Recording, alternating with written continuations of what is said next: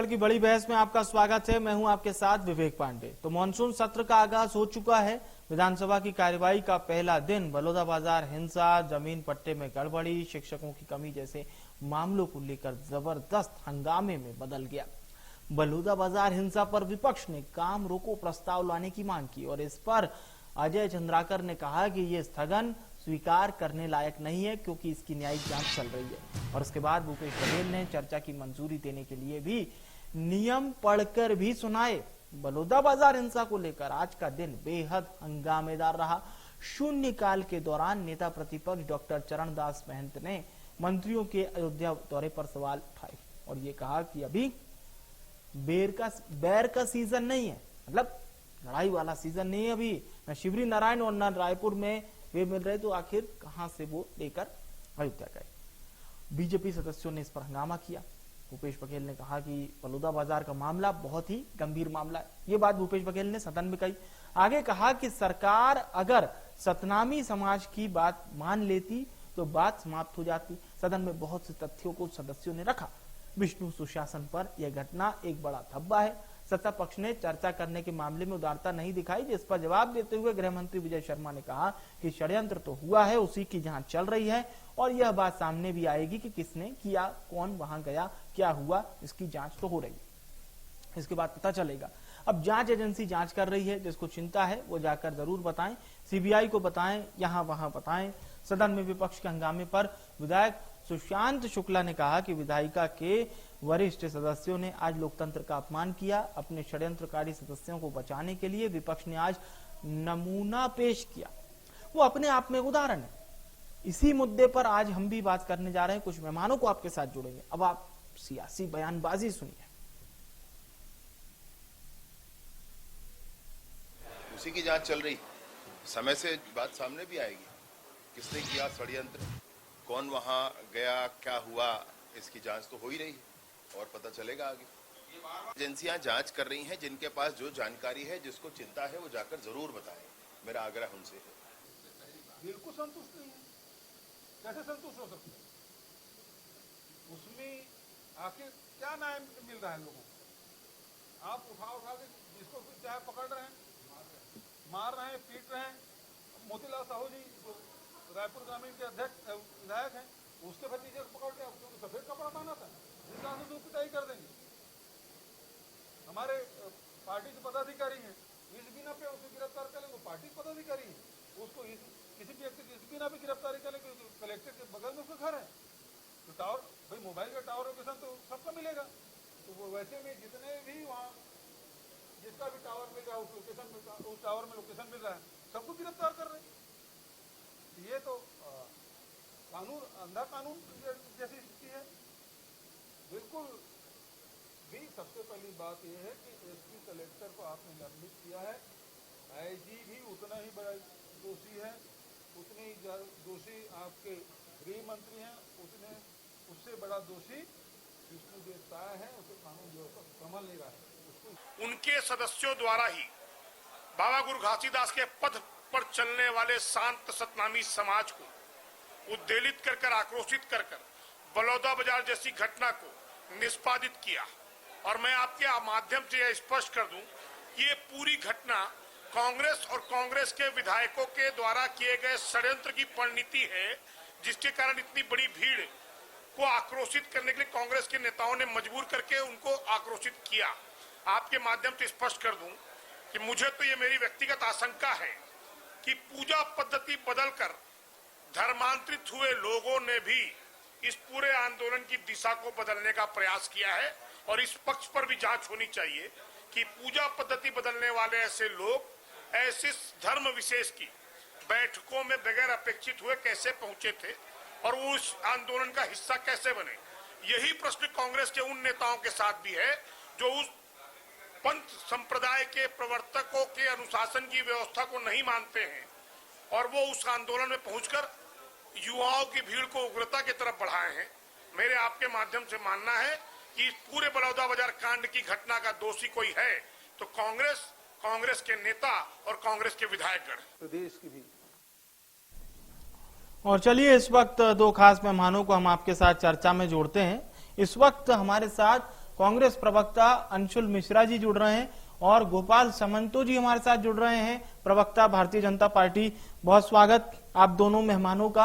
अब शुरुआत करते हैं गोपाल जी आपसे चर्चा की। ये बलौदाबाजार हिंसा मामले में विपक्ष बिल्कुल भी सरकार को छोड़ नहीं रहा है और आज भी सदन में गहमा गहमी उस बात पे ही रही। 2-3 बार सदन की कार्यवाही स्थगित भी हुई, अब कल तक के लिए स्थगित है। महत्वपूर्ण बात यह कि क्या आप लोग, जांच तो उसकी जारी ही है, लेकिन विपक्ष के सवालों का वो सधा हुआ क्या जवाब आज सरकार देने से बची सदन में, इसलिए मैंने ये बात एक सवाल के तौर पर पूछी है। गोपाल जी। नमस्कार विवेक जी। कांग्रेस सदैव लोकतंत्र के खिलाफ काम करती है। लोकतंत्र के मंदिर में खड़े होकर भी लोकतंत्र के गला घोटने का काम कांग्रेस करते आई। आज का जो इनका कुत्सित प्रयास है वो इनके एक विधायक को बचाने के लिए ये सारे लोग लगे। अरे भूपेश बघेल के चेहरे का डर देखिए। नाम भी बताते चलें, थोड़ा कंफ्यूजन हो जाता है क्योंकि देवेंद्र यादव को सबने देखा कि देवेंद्र यादव 5 साल से विधायक है, उससे पहले वो राजनीति करते आए हैं। जीवन में कभी सतनामी समाज के कार्यक्रम में वो नीचे बैठे नजर नहीं आए। पहली बार 100 किलोमीटर का सफर करके बलौदाबाजार के कार्यक्रम में नीचे बैठे नजर आए। और भूपेश बघेल कैसी बातें करते हैं। 5 साल मुख्यमंत्री रहे हैं, 5 साल सरकार को चलाए हैं। ठीक है, मैं मानता हूं काला कार्यकाल रहा है, उनको चलाने की उतनी एक्सपीरियंस नहीं हुआ क्योंकि वो घोटालों का एक्सपीरियंस लेके गए सरकार को जब छोड़े वो। लेकिन जब पुलिस जांच होती है तो पुलिस जांच में मोबाइल और मोबाइल टावर और फोटोग्राफ्स, ये सारी चीजें जो होती है अहम सबूत होते हैं। अगर इस पर कार्य हो रहा है, कोई जांच एजेंसी इनके आधार पर जांच कर रही है, इनके आधार पर लोगों को जांच के घेरे में ले रही है, तो भूपेश बघेल को इतना डर क्यों है? भूपेश बघेल के चेहरे से इतना डर क्यों झलक रहा है? बात यह है कि भोले भाले सतनामी समाज, गंगा जल जैसे पवित्र सतनामी समाज को बदनाम करने का षड्यंत्र इन्होंने रचा था, जिसकी कलई छत्तीसगढ़ के जनता के सामने सरासर खुल गई है। आज इन्हें डर लग रहा है कि कब इनके विधायक सीधे सीधे उस आरोप में पकड़ा जाए, सीधे सीधे उन पर आरोप तय हो जाए। आज उस डर से ये चर्चा से भाग रहे हैं और चर्चा से भागने का तरीका देखिए कि स्थगन प्रस्ताव ला रहे हैं। जब ये नियम में है कि विषय पर अगर जांच चल रही है, न्यायिक प्रक्रिया के तहत जांच चल रही है, उस पर विधानसभा में स्थगन प्रस्ताव नहीं लाया जा सकता है, तो क्या ये अपनी विधानसभा में इतने सालों से विधायक है वो सारे नियम भूल गए? इतने सालों 5 साल तक मुख्यमंत्री है, सारे नियम भूल गए? आखिर इनकी मजबूरी क्या है?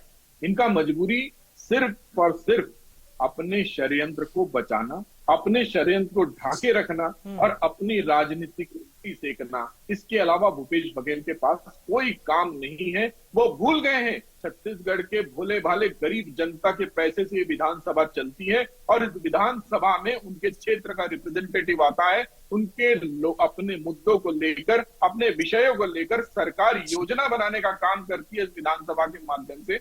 सरकार लोगों के हित करने का काम करती है इस विधानसभा के माध्यम से। अगर उस विधानसभा को रोकने का काम कर रहे हैं तो वो भारतीय जनता पार्टी के काम को नहीं रोक रहे हैं, वो लोगों के, जनता के काम को रोक रहे हैं और जनता के प्रति अन्याय दे रही है। जनता ने उनको 2 बार सबक सिखाया है, चाहे वो विधानसभा में हो, चाहे वो लोकसभा में हो। आने वाले 30 स्तरीय पंचायत चुनाव और नगरीय चुनाव में भी ऐसे सारे कुत्सित प्रयासों का बदला जनता उनसे जरूर लेगी। ठीक है, आपने अपनी बात रख दी।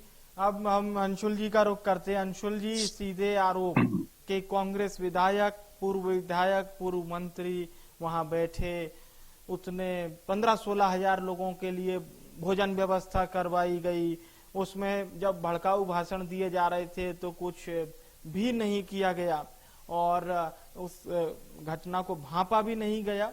यानी पूरा आरोप कांग्रेस पर है, उनके नेताओं पर है।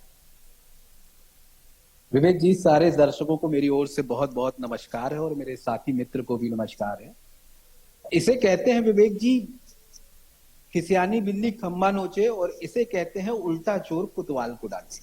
जो खुद के मन में चोर लेकर करता है वो सामने वाले कुतवाल को डांटता है। आज माननीय प्रवक्ता जी ने इसको सिद्ध कर दिया। माननीय प्रवक्ता जी ने तो सिद्ध शाम को किया, लेकिन दिन में माननीय विधायक और माननीय मंत्री ने भी इस बात को सिद्ध कर दिया। जब माननीय मंत्री जी से यह प्रश्न किया जाता है कि इसके बारे में आपको क्या कहना है बलौदा बाजार की घटना के बारे में, तो उन्होंने कहा कि अभी जांच चल रही है, इसके बारे में हम बाद में चर्चा कर लेंगे। और माननीय विधायक जी से यह पूछा जाता है तो विधायक जी तो ससाक्ष बात करते हैं, वो तो नाम ले रहे हैं कि देवेंद्र यादव और कांग्रेस के 4 नेताओं का नाम ले रहे हैं और ये कह रहे हैं कि इन्होंने ही किया, जो कि स्वयं प्रवक्ता महोदय भी कह रहे हैं कि इन्होंने ही किया।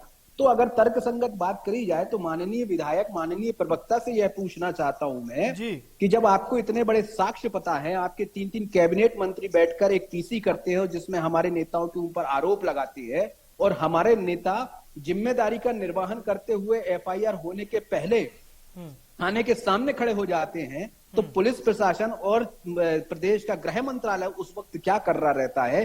क्यों ऐसी उनकी आन पड़ी होती है? क्यों ऐसी उनकी ऐसी मजबूरी होती है कि माननीय विधायक कांग्रेस और बाकी के पूर्व विधायक कांग्रेस को उठाकर लेकर नहीं जाते? अगर आपने कहा कि सतनामी समाज गंगा जैसा, जल जैसा पवित्र है, बिल्कुल इस बात को मैं मानता हूं, लेकिन आपकी अपवित्रता तो उस पवित्रता के सामने बड़ी होती जा रही है ना मान्यवर।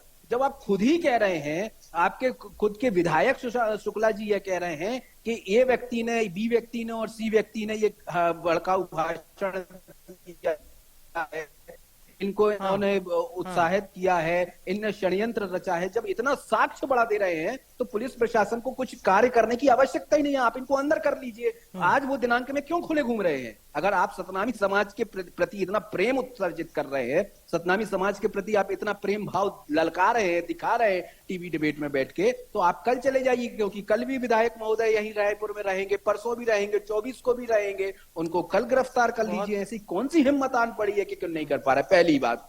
दूसरी बात, इन्होंने बहुत बहुत बहुत जिम्मेदार पूर्वक एक बात कही कि रिप्रेजेंटेटिव आता है और विधानसभा के शुभ मंदिर में अपने तात्कालिक मुद्दों पर चर्चा करता है जिससे प्रदेश की दशा और दिशा आगे वाले समय में तय हो सके। तो शायद आप इस बात को भूल गए अरुण जेटली जी के बयान को कि पक्ष की जिम्मेदारी होती है सदन को चलाने की, ना कि विपक्ष की जिम्मेदारी होती है, एक बात। और दूसरी बात, अगर आप ही के समीकरण को तर्कात्मक तरीके से मैं सही मानूं तो पिछले 5 वर्षों में, कंप्लीट कर रहा हूं, पिछले 5 वर्षों में बीजेपी के 14 विधायकों ने 92 बार सदन को स्थगित करने का काम किया है। तो पिछले 5 वर्षों में जनता जनार्दन नहीं थी, पिछले 5 वर्षों में विधायक नहीं थे, पिछले 5 वर्षों में छत्तीसगढ़ की रूपरेखा तय नहीं करी थी। इसलिए कहता हूं कि जिसके घर खुद के शीशे के होते हैं वो दूसरों के घर में मान्यवर ताका झाकी नहीं करते।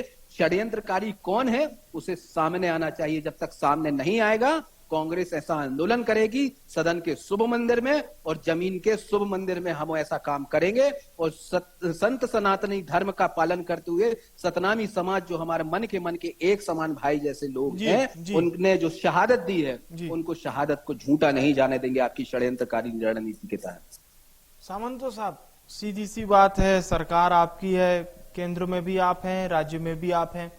अगर जैसा अंशुल मिश्रा जी कह रहे हैं कि आपको अभी अगर सारे लोग पता हैं जिन्होंने बलौदा बाजार में हिंसा को भड़काया या हिंसा के पीछे वो लोग थे, आप कार्रवाई कर सकते हैं। सरकार का विशेष अधिकार है, सरकार के पास एक सुपर यूनिट मौजूद है। देखिए विवेक जी, यही फर्क है भारतीय जनता पार्टी और कांग्रेस।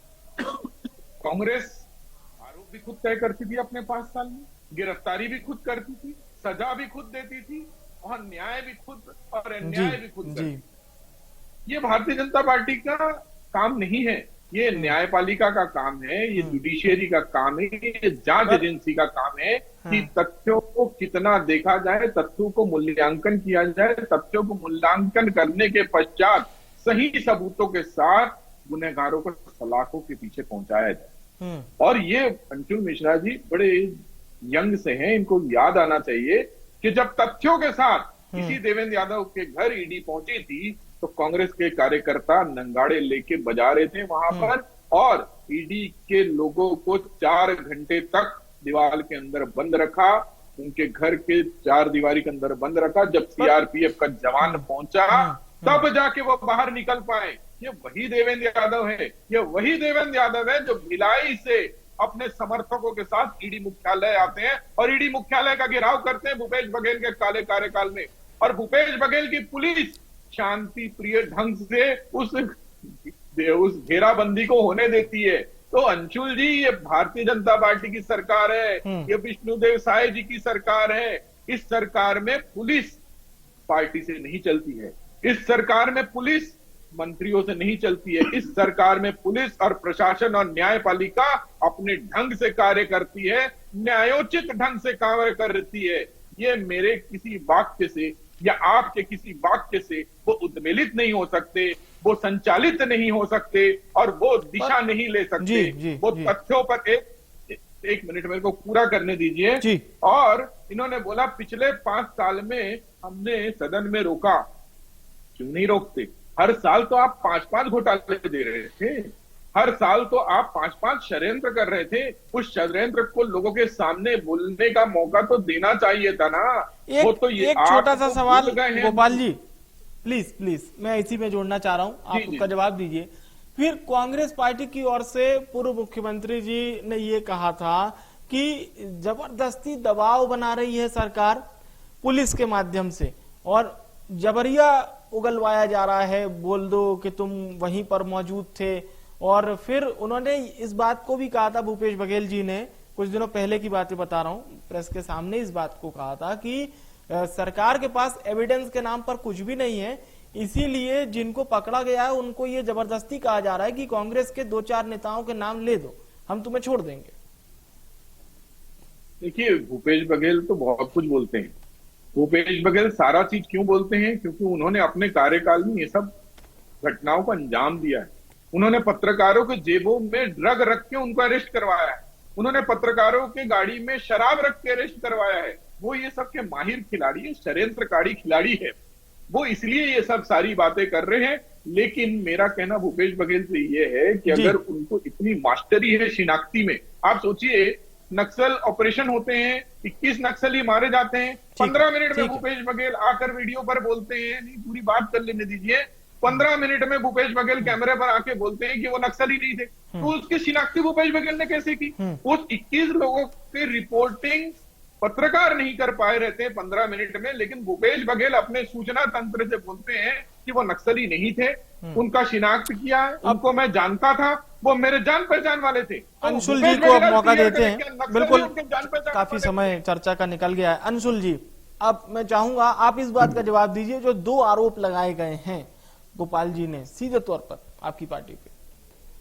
मैं बिंदुवार तरीके से गोपाल जी का जवाब देता हूं। बोलिए। गोपाल जी को न्यायपालिका के प्रति कितना प्रेम उमड़ गया इस डिबेट में, बिल्कुल शोभनीय है। गोपाल जी शायद उसी पार्टी के नेता हैं जिस पार्टी के नेता की कंपनी चल रही है, माफ कीजिए सरकार चल रही थी पिछले 10 वर्षों में, और न्यायपालिका के सबसे प्रमुख स्तंभ एक बेंच बैठती है जिसे हम दीपक मिश्रा जी की बेंच कहते हैं, और वो बैठती है और लोकतंत्र के चतुर्थ स्तंभ के सामने किस प्रकार का मोदी जी के लिए व्याख्यान पेश करते हैं और क्या कहते हैं, शायद इस बात से वो छुपे नहीं होंगे। आप शायद उसी पार्टी के प्रवक्ता हैं जिसने न्यायपालिका को सबसे ज्यादा दबा के रखा। ये कांग्रेस नहीं कह रही, कांग्रेस तो बाद में कह रही है, उसी न्यायपालिका के प्रमुख स्तंभ कह रहे हैं आदरणीय दीपक मिश्रा जी ने कहा है, जो कि आज की डेट में रिटायर हो गए हैं। उस न्यायपालिका के बारे में आपने चलती हुई सरकार के ऊपर कितने प्रश्नवाचक चिन्ह लगाए, ये तो आप तय कर लेना।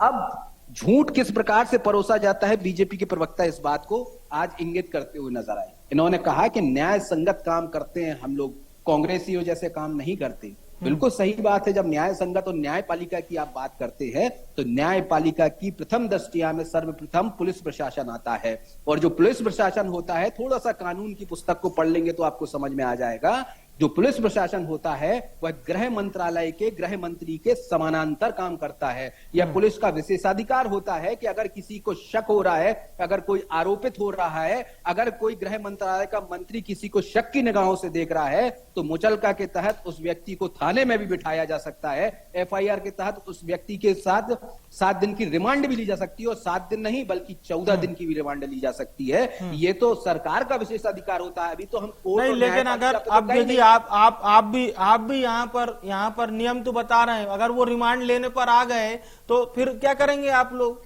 पूरे प्रदेश के जिलों में बिल्कुल हाई तौबा नहीं हो जाएगा, जगह जगह चक्का जाम नहीं होगा। मैं बिल्कुल आपने भी देखिए ये चतुराई आपने बता दी, लेकिन अंशुल मिश्रा जी खुद प्रदर्शन करेंगे रायपुर में, मुझे पता है।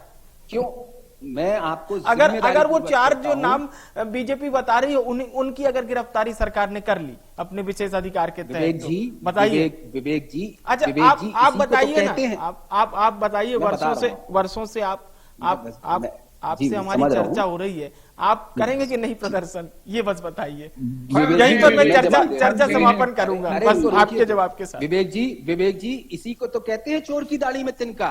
ये वो काम कर ही नहीं पाएंगे क्योंकि उनको सच्चाई पता है कि षड्यंत्रकारी कौन है। चलिए ठीक है, लेकिन चीज क्या छुपा है वो तो जिम्मेदारी तय करेगी। चीज दोनों और है, एक बात दोनों और की है, तो कानून की बात कर रहे हैं, झूठ ना बोले जी। सत्ता पक्ष और विपक्ष दोनों है, ये बात आप लोग स्वीकार कीजिए। मैं बहुत बहुत धन्यवाद करूंगा आप दोनों मेहमानों का हमारे साथ बड़ी बहस का हिस्सा बनने के लिए, बहुत बहुत शुक्रिया। अंशुल जी, गोपाल जी, धन्यवाद। आज बड़ी बहस में हम बेहद संवेदनशील विषय पर बात कर रहे थे, बलौदाबाजार हिंसा पर। सदन के अंदर, सदन के पटल पर जो कुछ हुआ उस पर हमने विस्तृत बिंदुवार चर्चा की। अभी सदन चलेगा और हो सकता है कल का दिन भी हंगामेदार रहे, इसी बलौदाबाजार हिंसा पर सवाल जवाब की लड़ियां लग जाएं। इंतजार हमें करना होगा कल का, यानी कि मंगलवार का। फिलहाल